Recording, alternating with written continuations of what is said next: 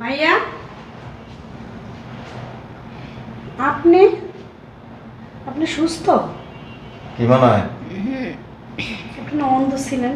আমি অন্ধ ছিলাম না, এত তাড়াতাড়ি আল্লাহ আমার অন্ধ বানাইব না তো। কারণ এই সমস্ত আকাম কুকাম যদি না দেখি আল্লাহ অন্ধ বানাইব। আপনি কেমন বোন? হ্যাঁ, না বড় আপনি, আপনার বোন বাসার ভিতরে পর পুরুষের সাথে ঢলাঢলি করতেছে, পুষ্টি টুষ্টি করতেছে, আর আপনি কি করতেছেন? তাদেরকে সুযোগ দিতেছেন, আবার চা বানায় নিয়ে আসছেন। কার জন্য? ওই ভাইয়ের জন্য। দেন চাটা দেন, দেন আমার কাছে দেন।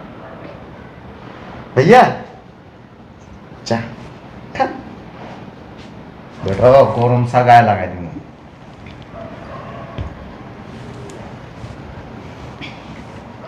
তৃপ্তি করতে খুব মজা লাগে না? আপনার করেন নাকি? করেন না?